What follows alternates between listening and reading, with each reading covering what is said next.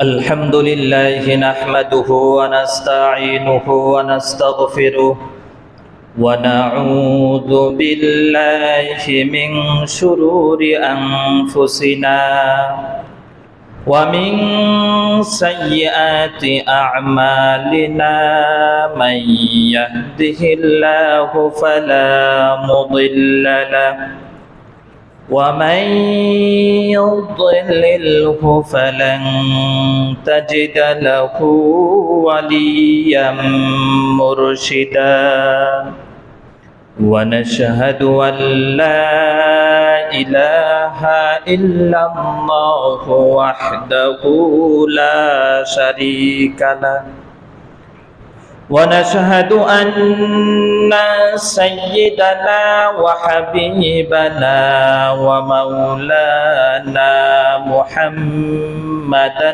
عبده ورسوله الذي أرسله بالحق بشيرا ونذيرا وداعيا إلى الله بإذنه وسراجا منيرا أما بعد فقد قال الله تعالى في كلامه المجيد وفي فرقانه الحميد أعوذ بالله من الشيطان الرجيم بسم الله الرحمن الرحيم قل يا عبادي الذين أسرفوا على أنفسهم لا تقنطوا من رحمة الله إن الله يغفر الذنوب جميعا إنه هو الغفور الرحيم وقال تعالى في شان حبيبه ومعشوقه محبرا وآمرا إن الله وملائكته يصلون على النبي يا أيها الذين آمنوا صلوا عليه وسلموا تسليما شكل درود إبراهيم قري اللهم صل على محمد وعلى آل محمد كما صليت على إبراهيم وعلى آل إبراهيم إنك حميد مجيد اللهم بارك على محمد وعلى آل محمد كما باركت على إبراهيم وعلى آل إبراهيم إنك حميد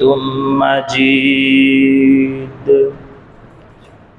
আমাকে শহীদ করে সেই মিছিলে শামিল করে নিও যেই মিছিলের নেতা আমির হামজা খোবায়েব খাব্বাব খোদার প্রিয় ছিল যারা শামিল করে নিও আমাকে শহীদ করে সেই মিছিলে শামিল করে নিও।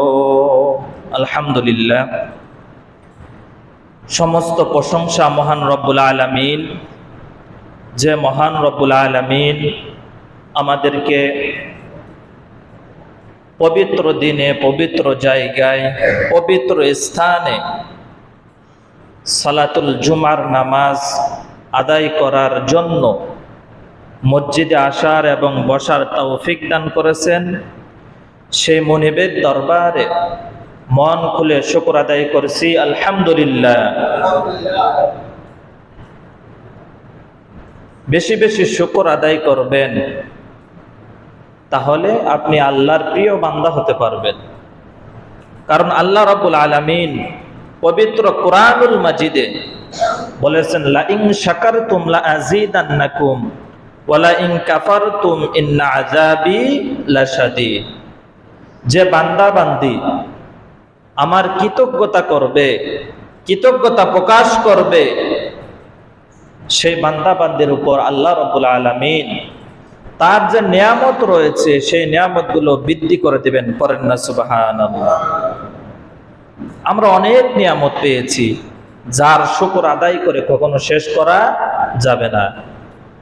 অনেক নিয়ামত পেয়েছি। আপনি একটু চিন্তা করেন, আপনার মতো আমার মতো অনেক মানুষ এখনো কিন্তু হাসপাতালের বেডে শুয়ে আছে, কিন্তু আল্লাহ রাব্বুল আলামিন আপনাকে আমাকে তেমন রাখে নাই, সুস্থ রেখেছেন, ভালো রেখেছেন। আল্লাহ রাব্বুল আলামিন আপনাকেও আমাকেও কিন্তু ওই হাসপাতালের বেডে রাখতে পারতেন, কিন্তু সেই জায়গার মধ্যে রাখে নাই। আল্লাহ রাব্বুল আলামিন আমাদেরকে সুস্থতা রেখেছেন। এই জন্যে সেই মুনিবের দরবারে আরেকবার মনকে উজালা করে শুকর আদায় করেছি, আলহামদুলিল্লাহ। আজকে আলোচনার বিষয় হচ্ছে তওবা ও ইখলাসের ফজিলত।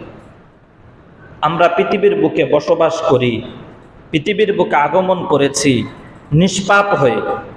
আমরা যখন মায়ের পেট থেকে দুনিয়ার বুকে আসছি তখন আমরা কি ছিলাম? নিষ্পাপ ছিলাম। কিন্তু ধীরে ধীরে যখন বড় হইতে লাগলাম, প্রাপ্তবয়স্ক উপনীত হতে লাগলাম, তখন থেকে আমাদের খুঁটিনাটি ভাবে গুনাহগুলো বাড়তে শুরু করে। এই গুনাহগুলো মাফ করার জন্য আল্লাহ রাব্বুল আলামিন বিভিন্ন রাস্তা রেখেছেন। শুধু আপনি রবের কাছে চান, তাহলে আপনি মাফ পেতে পারবেন। হাদিসের মধ্যে পাওয়া যায়, মুমিন বান্দা বান্দির উপর তওবা করা ফরজ।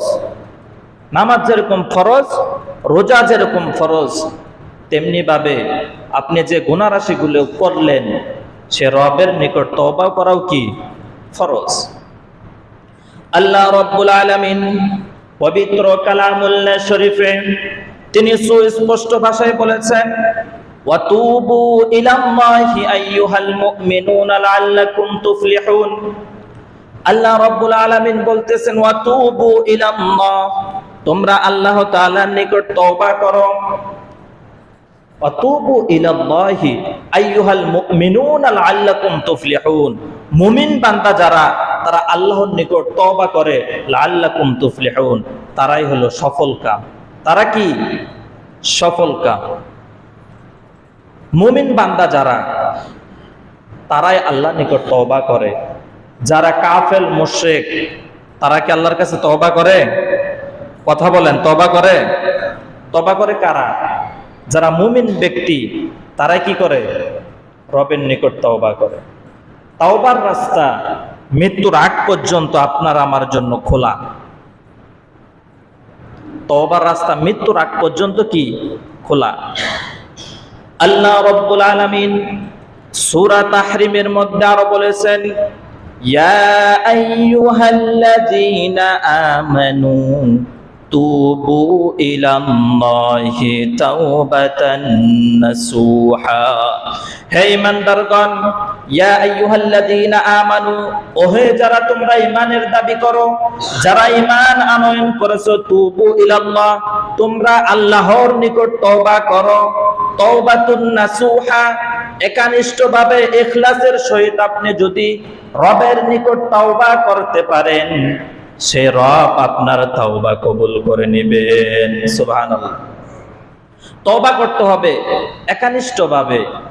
আজকে আসছেন, যদি পূর্বের গুনার জন্য যদি আপনি তওবা করেন, ওই পূর্বের গুনাহগুলো আর করা যাবে না। যদি এখানে তওবা করে যান, আবার যদি আগের মতো হয়ে যান, তাহলে এটা ইখলাসের সহিত তওবা হলো না। ইখলাসের নিয়তে তওবা করতে হবে আপনার। ওইভাবে আপনি যে পিছনের যে পাপ কাজগুলো করে আসছেন, খারাপ কাজগুলো যে করে আসছেন, এগুলো আর কখনো করা যাবে না। এইটাই হচ্ছে ইখলাসের নিয়তে তাওবা। আর আপনি আমি যদি ইখলাসের নিয়তে তওবা করতে পারি, তাহলে আল্লাহ রাব্বুল আলামিন যদি তওবা কবুল করে নেয়, তাহলে আপনি আমি নিষ্পাপ হয়ে যাব। তওবা করতে হবে ইখলাসের নিয়তে। হযরত আব্দুল্লাহ ইবনে মাসউদ রাদিয়াল্লাহু তাআলা থেকে একটি হাদিস বর্ণিত, তিনি বলেন, আত-তাইবু আনিজ যামবি কামাল্লা যামবালা, রাওয়াহু ইবনে মাজাহ। যে ব্যক্তি গুনাহ করবে, গুনাহ করার পর রবের নিকট তওবা করবে, সেই গুনাহকে যদি আল্লাহ রাব্বুল আলামিন ক্ষমা করে দেয়, তার যেন আগে পিছে কোনো গুনাহই ছিল না। হযরত আব্দুল্লাহ ইবনে মাসউদ আরো বর্ণনা করেন, যখন একটি শিশু দুনিয়ার বুকে আসে, দুনিয়ার বুকে আসার পর তার কোনো গুনাহ থাকে না, ওই শিশুটি যেমন নিষ্পাপ, একজন পাপী বান্দা, গুনাহগার বান্দা, সে যদি ইখলাসের নিয়তে তওবা করে রবের নিকট, এই তওবা যদি আল্লাহ রাব্বুল আলামিন কবুল করেন, ওই শিশু নিষ্পাপ বাচ্চার মতো তাকে বানিয়ে দেয়। সুবহানাল্লাহ। এজন্য তওবা করতে হবে কিসের নিয়তে? ইখলাসের নিয়তে। আপনি আসছেন তওবা করবেন, পূর্বের কোনো কাজ, পাপ কাজগুলো করা যাবে না, এরকম ভাবে তওবা করতে হবে। মৃত্যুর আগ পর্যন্ত আপনার আমার জন্য কি তওবার রাস্তা কি আছে? খোলা আছে। বনি ইসরাইলের একটি ঘটনা আপনাদেরকে শোনাই, এটা হাদিস। বনি ইসরাইলের একজন গোত্র, তিনি 99টা খুন করেছেন। খুন করার পর তার মনের মধ্যে আশ্বাস লাগলো, আমি আল্লাহর কাছে তওবা করব, আমি রবের নিকট ফিরে যাব, আমি আর পাপাচার করব না। 99টা খুন করার পর তিনি একজন মসজিদের হুজুরের কাছে গেলেন। আমার ভাইরা, মসজিদের হুজুরের মধ্যেও কি বেশ কম আছে না নাই? কিছু আছে টলটো হুজুর, কিছু আছে ভালো হুজুর, যেগুলো জ্ঞান ভিত্তিক হুজুর, যার এলেমের বরকত আছে, তাদের ফতুয়ার ধরন হবে একরকম। যারা খালি কলস বাজে বেশি, এরকম হুজুর হয়, ওর ফতু হবে আরেক রকম। ওই বনি ইসরাইলের ওই পাপিষ্ঠ ব্যক্তি 99টা খুন করার পর তার মসজিদের এক হুজুরের কাছে গেল, যায়া বলতেছে, হুজুর, আমি তো 99টা খুন করেছি, আমি এখন তওবা করতে চাই, আমার তওবার রাস্তা কি খোলা আছে? হুজুর উচ্চ স্বরে বলতে লাগলো, তুমি পাপী ব্যক্তি, তুমি গুনাহগার ব্যক্তি, তুমি 99টা খুন করেছো, তোমার তওবার রাস্তা খোলা নাই। কারণ তুমি যে পাপ করেছো, মানুষ হত্যা করা হয়েছে, সবচেয়ে খারাপ কাজ, তোমার তওবার রাস্তা খোলা নাই, তুমি চলে যাও। ওই লোকটি রাগান্বিত হয়ে বললেন, আমি 99টা খুন করেছি, আমার কোনোদিন হাত কাঁপে নাই, 100টা সেঞ্চুরি যদি করি তাহলে আমার কোনো আপত্তি থাকবে না। আপনি যেহেতু ফতোয়ার সমাধান দিতে পারেন নাই, তাহলে আমি বসে থেকে লাভ কি, আমি সেঞ্চুরি করে ফেলি। তার মানে 100 নাম্বার যে খুনটা, এটা আপনাকে দিয়েই করি। ওই বনি ইসরাইলের লোকটা ওই ব্যক্তিকে, ওই হুজুরকে খুন করে ফেললো। খুন করার পর কিছুদিন যাওয়ার পর আবার মনের ভিতর ভয় লাগলো, আমি যে পাপাচার করেছি, আমি যে খারাপ কাজ করেছি, আমি যে গুনার কাজ করেছি, আমার কি তওবার রাস্তা খোলা আছে? তিনি চিন্তা করতে লাগলেন। হঠাৎ করে তিনি একজন হক্কানি আলেমের সাথে দেখা হয়ে গেল। হক্কানি আলেমের কাছে যে বলতেছে, হুজুর, আমি তো 100টা খুন করেছি, আমার জন্য কি তওবার রাস্তা খোলা আছে? তখন ওই হুজুরে বললেন, তুমি 100টা কেন, 200টা কেন, তুমি যদি হাজার হাজার মানুষ খুন করে থাকো, তবু তোমার জন্য তওবার রাস্তা খোলা আছে। সুবহানাল্লাহ। আমার ভাইরা, এটাই আল্লাহ রাব্বুল আলামিন পবিত্র কালামুল্লাহ শরীফে বলেছেন, লা তাকনাতু মির রাহমাতিল্লাহি ইন্নাল্লাহা ইয়াগফিরুয যুনুবা জামিআ ইন্নাহু হুয়াল গফুরুর রহিম। বান্দা, তুমি পাহাড় পরিমাণ যদি গুনাহ করো, আকাশ পরিমাণ যদি গুনাহ করো, তোমরা আমার রহমত থেকে নিরাশ হইও না। সুবহানাল্লাহ বলেন। তুমি যদি পাহাড় পরিমাণ গুনাহ করো, তুমি যদি আমার নিকটে এসে যদি তওবা করো, ইন্নাল্লাহা ইয়াগফিরুয যুনুবা জামিআ ইন্নাহু হুয়াল গফুরুর রহিম, আমি সেই সত্তা যিনি তওবা কবুলকারীকে ভালোবাসি, আমি হইলাম ক্ষমাশীল ব্যক্তি। তুমি হাজার হাজার খুন করো, সমস্যা নেই, তুমি যদি ইখলাসের নিয়ত একানিষ্ঠর সহিত যদি আমার কাছে তওবা করো, আমি তোমার তওবাকে কবুল করে নিব। পড়েন না সুবহানাল্লাহ। ইন্নাল্লাহা ইয়াগফিরুয যুনুবা জামিআ। আল্লাহ রাব্বুল আলামিন বলতেছেন, তোমরা তওবা করো, তোমার পিছনের যে গুনাহ রাশিগুলি আছে সেগুলো আমি ক্ষমা করে দিব। পড়েন না সুবহানাল্লাহ। বনি ইসরাইলের ওই লোকটি যখন ওই হুজুর এই কথা বলল, তিনার চোখ দিয়ে পানি পড়তে লাগলো। হুজুর, আপনি আমার মনের কথাটা বলেছেন, আমি যে 100টি খুন করেছি, আমার মনে কোনো শান্তি নাই, আমি খুন করার পর কোনোদিন ঘুমাইতে পারি নাই, সুন্দর করে জীবন যাপন করতে পারি নাই, আমার মনের মধ্যে যেন কি যেন একটা আক্ষেপ কাজে লাগতো।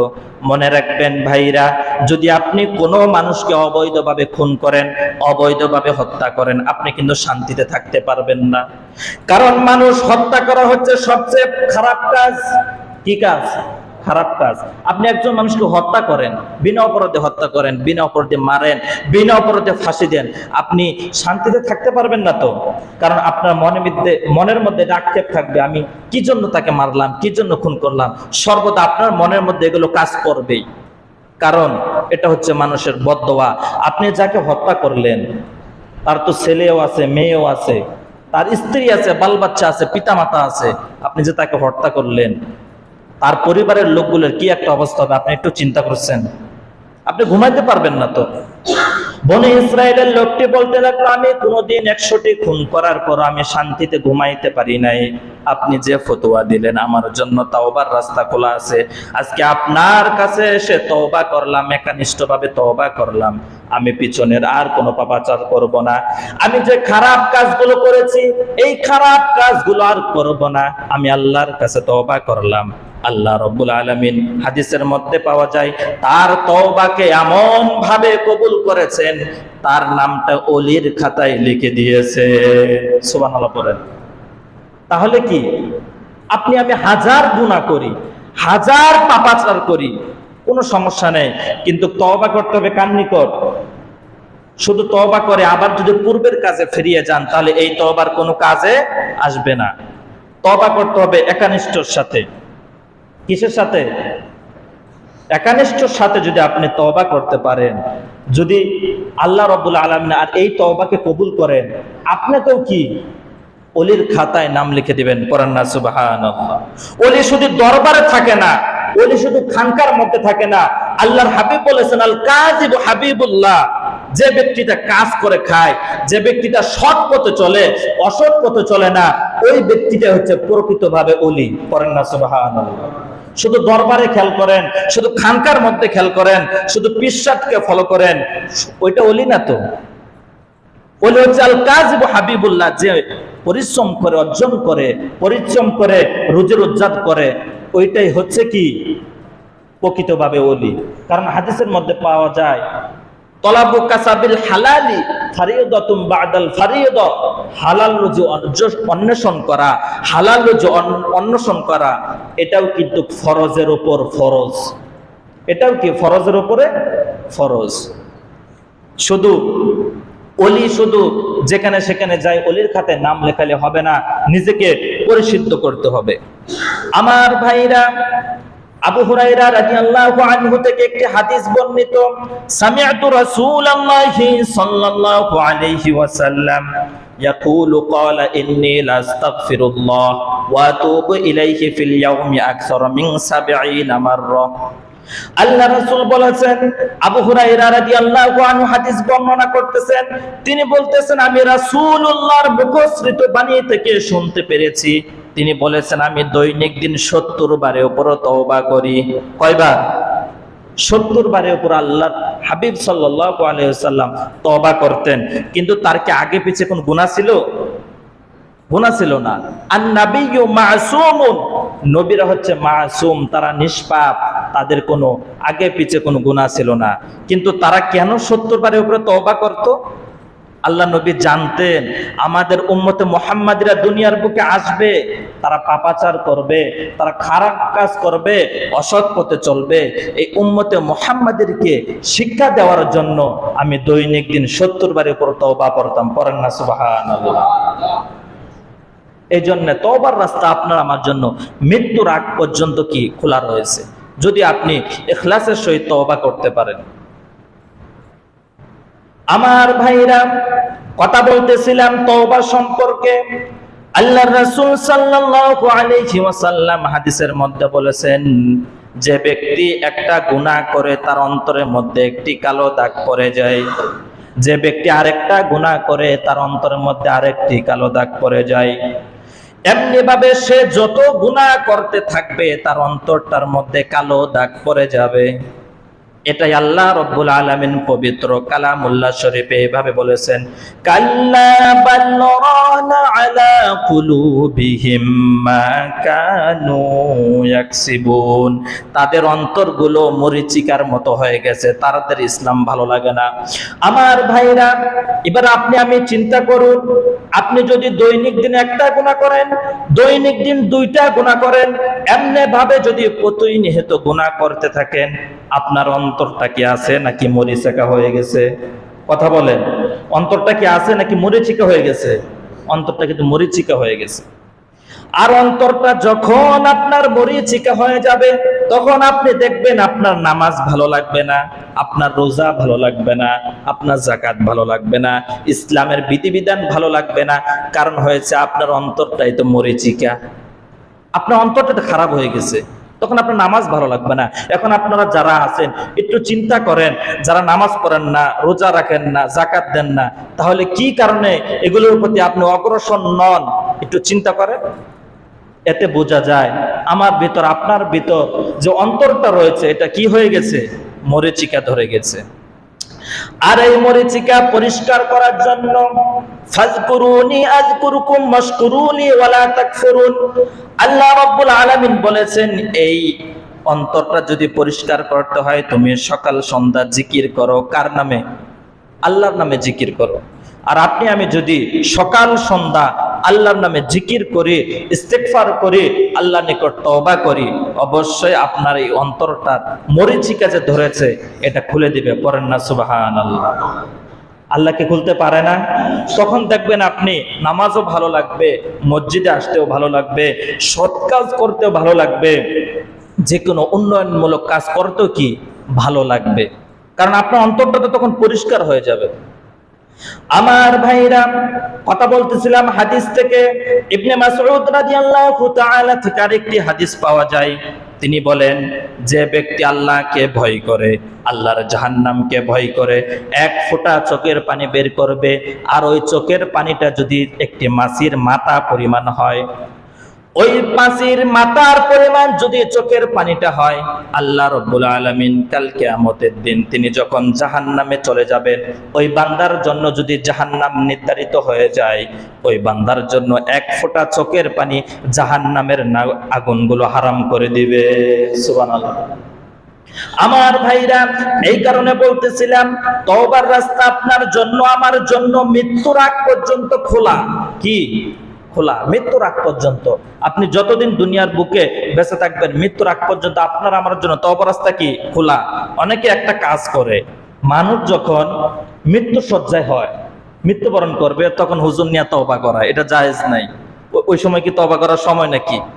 ওই সময় তওবা করার সময় নাই। কেন জায়েজ নাই? কথা বুঝবেন, উল্টাপাল্টা বুঝবেন না। কারণ হচ্ছে, একটা মুমূর্ষু ব্যক্তি যখন মৃত্যুবরণ করবে তখন তিনি এমনিতে পেরেশানির মধ্যে থাকে, কি জন্য পেরেশানির মধ্যে থাকে? তখন তিনি আজরাইল আলাইহিস সালামকে দেখতে পায়। তখন তো তিনি এমনি অস্থির, আর আপনি আমি তখন যাই ওকে জোরাজুরি করি যে তওবা করো, ইস্তেগফার করো, কালিমা পড়ো, জোরাজুরি করো, এগুলো করি, এগুলো ঠিক না। কারণ সে যদি মুমিন ব্যক্তি হয়, সে যদি আল্লাহওয়ালা মানুষের আদর্শবান ব্যক্তি হয়, তার মুখ থেকে অবশ্যই অটোমেটিক কালিমা চালু হয়ে যাবে, আপনাকে আমাকে জোর করে পড়াতে হবে না। আর আমরা এটা সমাজের মধ্যে একটা ভুল কথা প্রচলিত, যে মৃত্যুবরণ করবে, মৃত্যুর সময় হয়ে গেছে, অবস্থা খারাপ, একটা হুজুর আইনা যে তাকে তওবা করাই, তাকে কালিমা পড়াই, এটা করবেন না। আপনি আজীবন পাপাচার করেছেন, আজীবন খারাপ কাজ করেছেন, আপনি অসৎ পথে চলেছেন, জেনা ব্যভিচার করেছেন, সর্বদা খারাপ কাজের মধ্যে আঞ্জাম দিয়েছেন, আপনার জন্য কি ওই সময় কালিমা মুখ দিয়ে বের হবে? বের হবে না তো। এই জন্য এটা কাজ করবেন না। কারণ হয়েছে তার মধ্যে ওই সময়টা যে কত ভয়ানক, যে মৃত্যুবরণ করে সে জানে, এটা জোরাজুরি করবেন না। তার যদি নেক আমল ভালো হয়ে থাকে, যদি ঈমান পরিশুদ্ধ থাকে, তার মুখ থেকে অটোমেটিকই কালিমা কি বের হবে, তাওবা বের হবে, জোরাজুরির কোনো কারণ নাই। আমার ভাইরা, কথা বলতেছিলাম তওবা ইস্তেগফারের সম্পর্কে। হাদিসের মধ্যে পাওয়া যায়, যে ব্যক্তি দৈনিক দিন একবার তওবা করবে, কয়বার? সকালে হোক অথবা সন্ধ্যা হোক, একবার তওবা করবে। কি করবে? এটা হাদিস। একবার তওবা করবে, যে সারা দিনের মধ্যে যত খারাপ কাজ করেছে, হয়তো গুনার কাজ করে ফেলেছে, অজান্তে তো গুনার কাজ হয়ে যায়, চোখের জেনা হয়ে যায়, হাতের জেনা হয়ে যায়, পায়ের জেনা হয়ে যায়, সকলে এটা হয়ে যায়। যে ব্যক্তি সকাল এবং সন্ধ্যা আল্লাহ রাব্বুল আলামিনের কাছে নিকট তওবা করবে, আল্লাহ রাব্বুল আলামিন ওই দিনের সমস্ত গুনাহ রাশিগুলো মাফ করে দিবে। পড়েন না সুবহানাল্লাহ। আর অথচ আল্লাহর রাসূল দৈনিক দিন 70 বারের উপরে তওবা করতেন। কয়দিন? 70 বারের উপরে কি করতেন? তওবা করতেন। কিন্তু আমাদের সমাজে এই তওবার প্রচলন একটু নাই। আমরা দেখা যায় সমাজের মধ্যে সারাদিন 70 বার তো দূরের কথা, একবারও তওবা করার সুযোগ নাই। মানে সময় হয় না, ব্যস্ততার মধ্যে থাকি, সারাক্ষণ বিভিন্ন কাজে আঞ্জামে থাকি। আমার ভাইরা, নূহ আলাইহিস সালামের জামানায় একটি ঘটনা আপনাদেরকে শোনাই, তাহলে আপনাদের আরো ক্লিয়ার হয়ে যাবে। হযরত নূহ আলাইহিস সালামের জামানায় একজন আবেদ ব্যক্তি, সে ব্যক্তি কিন্তু কোনো আলেম নয়, আবেদ ব্যক্তি, আল্লাহওয়ালা ব্যক্তি, নামাজ 5 ওয়াক্ত পড়ে, রোজা রাখে, সৎ পথে থাকার চেষ্টা করে। তিনার যে স্ত্রী রয়েছিল, তিনার স্ত্রী হয়েছে জেনা করত, খারাপ কাজ করত, অবৈধভাবে কাজ করত। তার স্ত্রী রাতে তার সাথে থাকতো না, ওই আবেদ ব্যক্তির সাথে থাকতো না। কিন্তু ওই আবেদ ব্যক্তি আল্লাহর কাছে দোয়া করত, হে আল্লাহ, আমার স্ত্রীকে যেন আপনি হেদায়েত দান করেন, কারণ হেদায়েত আমার কাছে তো নাই, কোনো ওলি আউলিয়ার কাছে নাই, কারণ হেদায়েতের একমাত্র মালিক কে? জোরে বলেন।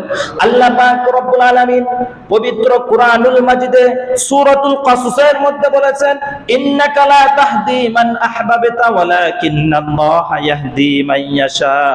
ও নবী, দুনিয়ার বুকে কাউকে আমি হেদায়েতের চাবিকাঠি দেই নাই।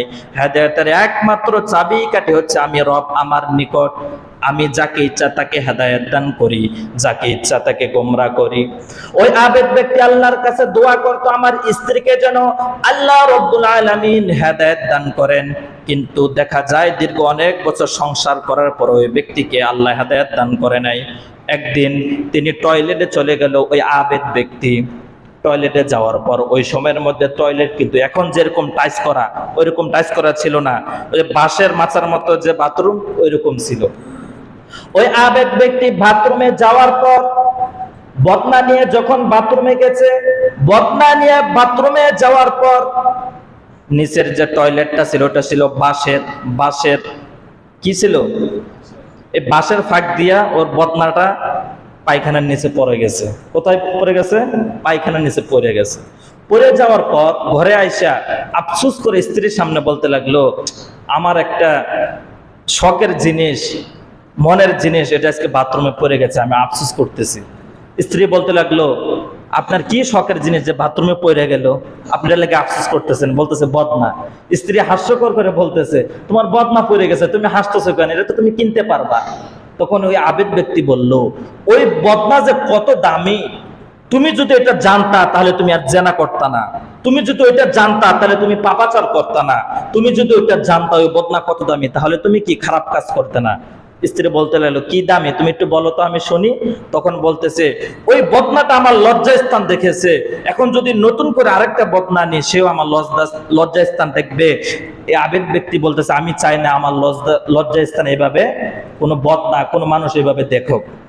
তখন স্ত্রী মাথায় চিন্তা এসে গেল, এই আবেদ ব্যক্তি একটি বদনা পড়ার কারণে তিনি চিন্তা করতেছেন, আর আমি হইলাম মহিলা ব্যক্তি, হাজার হাজার মানুষের সাথে জেনা করি, খারাপ কাজ করি, তাহলে আমার অবস্থাটা কি হবে। সাধারণ একটি বদনা পড়ে যাওয়ার কারণে তিনি আফসোস করতেছেন, আর আমি তো পাপাচার করেছি, খারাপ কাজ করেছি, এখন আমি কি করব। স্বামীর কাছে এসে বলতে লাগলো, স্বামী আমার, আমি আল্লাহর পথে চলে আসব, আমি আল্লাহর পথে ভালো হয়ে যাব, আর খারাপ কাজ করব না, আল্লাহ রাব্বুল আলামিনকে আমাকে ক্ষমা করবেন। তখন ওই আবেদ ব্যক্তি বলতেছেন, হে স্ত্রী, তুমি যদি হাজার পাপাচার করো, হাজার খারাপ কাজ করো, আল্লাহ রাব্বুল আলামিনের রহমত কিন্তু তারতে উঠতে তুমি গুনাহ করো নাই।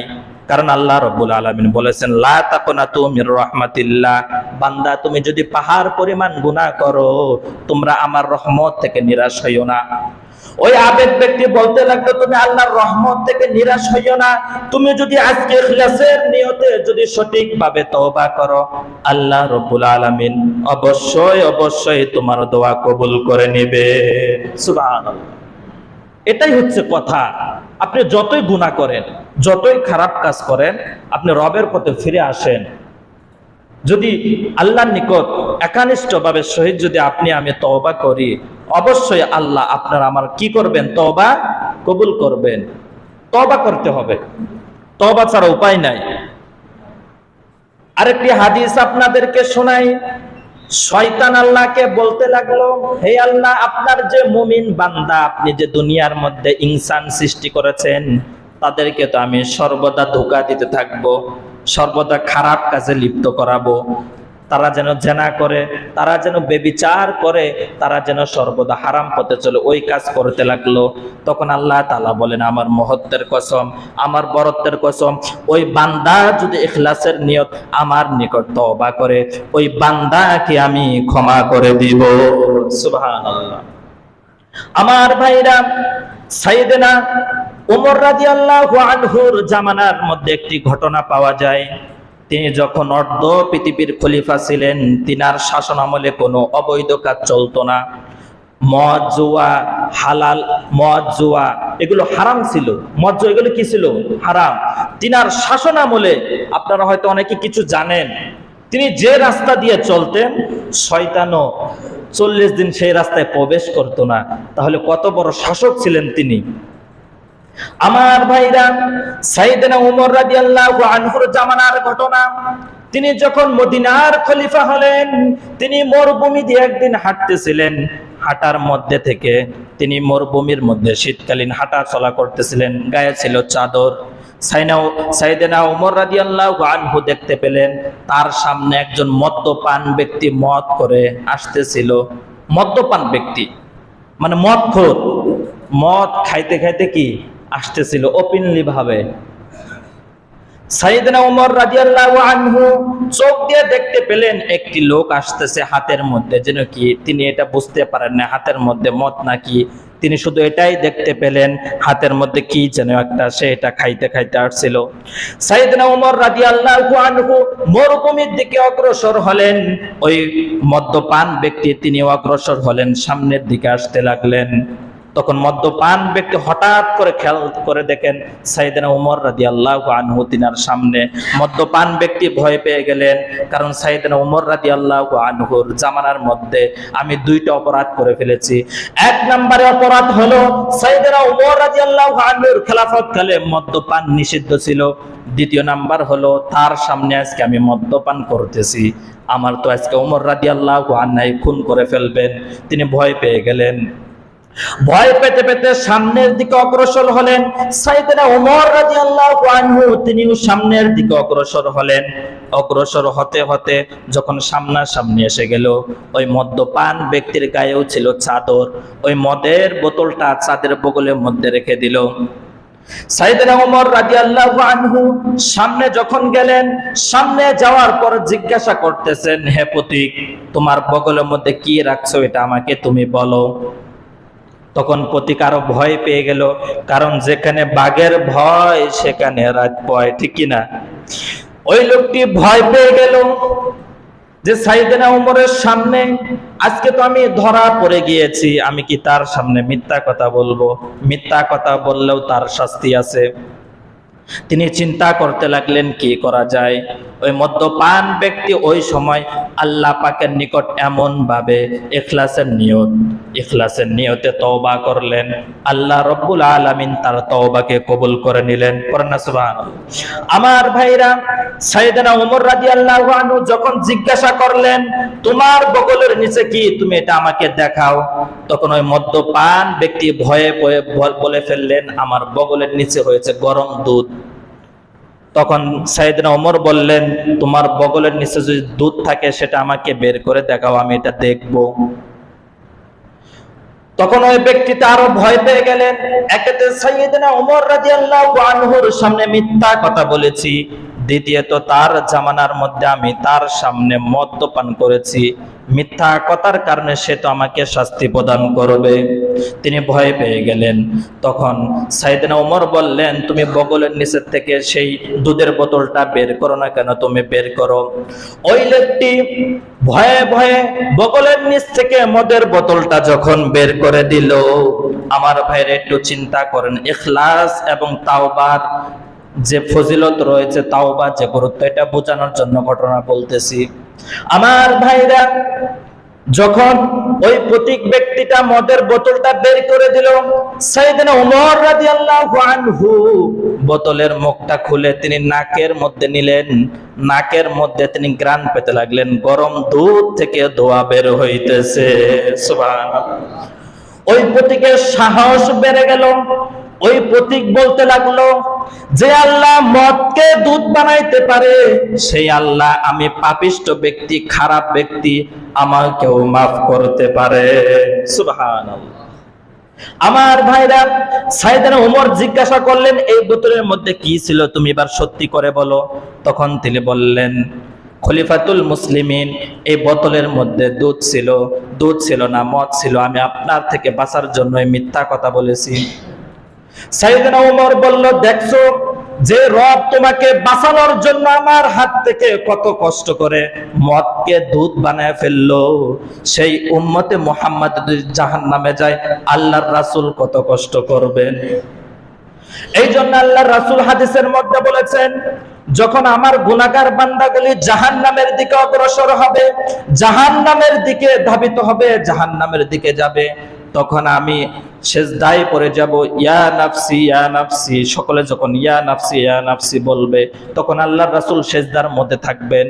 তখন আল্লাহ বলবেন হে আমার রাসূল, এ আমার হাবিব, আপনি সেজদা থেকে মাথা তুলুন, কারণ হচ্ছে আপনার আজকে সেজদা দেওয়ার সময় না। আল্লাহর হাবিব বলবে না আল্লাহ আমি তো মাথা তুলবো না, কারণ আমার গুনাহগার উম্মত তো জাহান্নামের দিকে চলে যাচ্ছে, আমি তাদেরকে নিয়ে জান্নাতে যেতে চাই। তখন আল্লাহ বলবেন হে আমার হাবিব, হে আমার রাসূল, যাও যাও তুমি তোমার উম্মতকে নিয়ে জান্নাতে প্রবেশ করো। সুবহানাল্লাহ। হাদিসের মধ্যে পাওয়া যায় আল্লাহর রাসূল সাল্লাল্লাহু আলাইহি ওয়াসাল্লাম একটি উম্মত ব্যতীত জান্নাতে প্রবেশ করবে না, তার মানে উম্মতে মুহাম্মাদি সকলকে নিয়ে কি জান্নাতে প্রবেশ করবে। তার মানে এই নয় যে আমরা সকলেই ডাইরেক্টলি কি কোথায় যাব, জান্নাতে যাব, তার মানে এটা নয়। যারা দুনিয়ার মতো কামা তাদিন তুদান, দুনিয়ার বুকে যে কর্মগুলো করবেন, যে কাজগুলো করবেন, আখিরাতের তার ফসল পাবেন। যেমন কর্ম তেমন ফল। আপনি পাপাচার করেছেন, খারাপ কাজ করেছেন, এর শাস্তি আপনাকে আখিরাতে জাহান্নামে ভোগ করতে হবে। ভোগ করার পর এরপরে কি আল্লাহ পাক রব্বুল আলামিন আপনাকে জান্নাতে দিবে। এই হাদিস অনুযায়ী আপনারা এটা মনে করিয়েন না যে আমরা সকলে জান্নাতে যাব। হাদিসের মধ্যে আরো আছে আউয়ালুল আখিরাতু লা ইলাহা ইল্লাল্লাহ মুহাম্মাদুর রাসূলুল্লাহ সাল্লাল্লাহু আলাইহি ওয়াসাল্লাম। আল্লাহ রাসূল বলেছেন যে ব্যক্তি দুনিয়ার বুকে কালিমা পড়েছে সেই কি জান্নাতে প্রবেশ করবে। তার মানে আমরা এখানে যারা আছি সবাই কালিমা পড়া ব্যক্তি না, কালিমা পড়া মানুষ না, সকলে তো আমরা জান্নাতে যাব। কিন্তু যারা দুনিয়ার বুকে যা যা করবেন তার কর্ম ফল ভোগ করে আল্লাহ রাব্বুল আলামিন কি করবে? আমাদেরকে কি করবে? জান্নাতে প্রবেশ করবে। আমার ভাইরা, আল্লাহ রাব্বুল আলামিন এই তওবা সম্পর্কে যে আয়াতটা নাযিল করেছেন, তুবু ইলাল্লাহ, তোমরা আল্লাহর নিকট তওবা করো, ইলাল্লাহি তাওবাতান নাসুহা, তওবাতে নাসুহার মতো তওবা করো। আমরা বললাম, আল্লাহ, আমরা যদি তওবার নাসুহার মতো তওবা করি, আপনি আমাদেরকে কোথায় উপবিষ্ট করবেন, কোথায় পাঠাবেন? তখন আল্লাহ পাক রব্বুল আলামিন বললেন, তাজরি মিন তাহতিয়াল আনহার, তোমাদেরকে আমি এমন জান্নাতে প্রবেশ করাবো যার পাশ দিয়ে নদী প্রবাহিত হচ্ছে। সুবহানাল্লাহ বলেন। যদি আপনি আমি একনিষ্ঠর ভাবে তওবা করি, আল্লাহর নিকটতম বান্দা হতে পারি, আল্লাহর প্রিয় বান্দা হতে পারি, তওবা করে ইখলাসের নিয়তে যদি তওবা করে আল্লাহর প্রিয় বান্দা হতে পারি, তাহলে অবশ্যই আল্লাহ রাব্বুল আলামিন আমাদেরকে এমন জান্নাতে প্রবেশ করাবে, জান্নাতিন তাজরি মিন তাহতিয়াল আনহার, যার পাশ দিয়ে কি প্রবাহিত হচ্ছে? নদী প্রবাহিত হচ্ছে। আপনারা একটা জিনিস খেয়াল করবেন, যারা নদীবর্তী এলাকার মানুষ, যারা নদীতে ভ্রমণ করতে যায়, ওখানে বাতাসটা শীতল না গরম? শীতল। এইরকম ভাবে জান্নাতের যে হাওয়াটা থাকবে, ওইটার থাকবে কি? শীতল। এই জন্য জান্নাতের পাশ দিয়ে কি থাকবে? নদী থাকবে, নদী প্রবাহিত হচ্ছে। আর জান্নাতের মধ্যে আপনার কোনো কিছু অভাব হবে না। আপনি যদি জান্নাতি ব্যক্তি হন, আপনি শুধু অর্ডার করবেন, সামনে সামনে হাজির হয়ে গেছে। আপনি দেখতে পাইতেছেন আঙ্গুল ফল যাইতেছে, আপেল যাইতেছে, কমলালেবু যাইতেছে, তখন আপনি বলবেন, হে আল্লাহ, আমি যদি এটা খাইতে পারতাম। শুধু এই কথা বলবেন, অটোমেটিক চলে আসবে, কাউকে আনা লাগবে না, ওই ফল নিজে নিজে চলে আসবে। এটা হচ্ছে জান্নাতের নিয়ামত। আর আপনি আমি যদি জাহান্নামে যাই, শাস্তি আছে না নাই? আছে না নাই? জাহান্নামের বিবরণ ইনশাআল্লাহ আগামী জুমায় যদি সময় হয়, ইনশাআল্লাহ আমরা জাহান্নামের বিষয় সম্পর্কে আলোচনা করব ইনশাআল্লাহ। আল্লাহ পাক রব্বুল আলামিন আমাদের সকলকে ইখলাসের নিয়ত একনিষ্ঠ সহিত তওবাতুন নাসুহার মতো তওবা করার তৌফিক দান করুক। সকলে পড়ি আমিন। ওয়া আখিরু দাওয়ানা আনিল হামদুলিল্লাহি রাব্বিল আলামিন। যারা সুন্নাত পড়েন নাই, 4 রাকাত কামলা জমা পড়ে নিন।